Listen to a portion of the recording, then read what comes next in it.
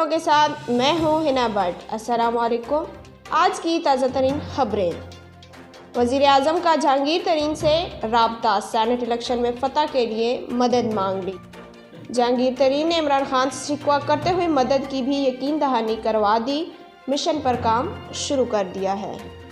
میں نون لیگ کا ہو کر حفیظ شیخ کو ووٹ دوں گا اگر پی ٹی آئی میرا چیلنج قبول کرے، لیگی ایم این اے کی پیشکش۔ پی ٹی آئی والے سینٹ الیکشن میں میرا ووٹ پکا کرنے کے لیے حفیظ شیخ کے گھر کا پتہ بتا دیں۔ اگر یہ نہیں کر سکتے تو وفاقی وزیر خزانہ کے والد کا نام ہی بتا دیں۔ مسلم لیگ نون کے ایم این اے علی گوہر بلوچ کی گفتگو۔ بھاولپور ٹرک اور اسکول وین میں تصادم، 2 بچے جاں بحق۔ خوشی خوشی اسکول جانے والے بچے اپنی درسگاہ پہنچنے سے قبل اپنے خالق حقیقی سے جا ملے۔ تفصیلات کے مطابق صوبہ پنجاب کے ضلع بہاولپور میں اسکول وین اور ٹرک کے درمیان ٹکر ہوئی۔ حادثے میں ایک بچہ موقع پر ہی جاں بحق جبکہ 9 شدید زخمی ہوئے۔ لیجنڈ اداکار آغا تالش کی برسی۔ آج پاکستان کی فلمی صنعت کے نامور اداکار آغا تالش کی برسی ہے۔ وہ 19 فروری 1998 کو وفات پا گئے۔ انہوں نے اپنی شاندار اداکاری کی بدولت پاکستان فلم نگری کا سب سے معتبر نگار ایوارڈ 7 مرتبہ اپنے نام کیا تھا۔ قیام پاکستان کے بعد تالش نے ریڈیو پشاور سینٹر سے عملی زندگی میں قدم رکھا اور پھر فلم کی طرف آ گئے۔ ان کا اصل نام آغا علی عباس قزلباش تھا۔ وہ 10 نومبر 1923 کو لدھیانہ میں پیدا ہوئے۔ تقسیم سے قبل انہوں نے بمبئی میں بننے والی ایک فلم میں بھی کام کیا تھا۔ مقبوضہ وادی میں بھارتی بربریت، 3 کشمیری شہید۔ سری نگر مقبوضہ وادی میں بھارتی فورس کی بربریت کا سلسلہ جاری ہے۔ نام نہاد جعلی آپریشن کے دوران مزید 3 کشمیریوں کو شہید کر دیا گیا۔ کشمیر میڈیا سروس کے مطابق مقبوضہ جموں کشمیر میں بھارت نے ریاست دہشت گردی کا مظاہرہ کیا اور ضلع بڈگام میں نام نہاد سرچ آپریشن کیا۔ ڈھونگ اور جعلی سرچ آپریشن کے دوران بزدل بھارتی فوج نے 3 نہتے کشمیریوں کو شہید کر دیا ہے۔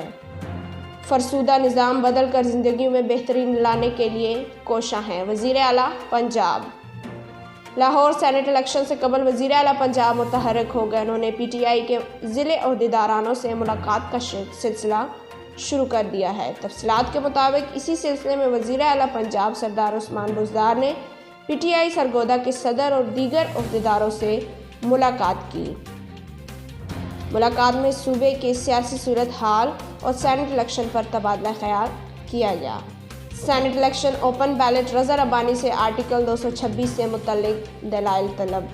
اسلام آباد senate election open ballot reference پر پیپلز پارٹی نے اپنا موقف سپریم کورٹ میں پیش کر دیا ہے۔ آرٹیکل 226 سے متعلق پی پی کے وکیل رضا ربانی پیر کو دلائل دیں گے۔ متحدہ لندن کے رہنما محمد انور انتقال کر گئے ہیں۔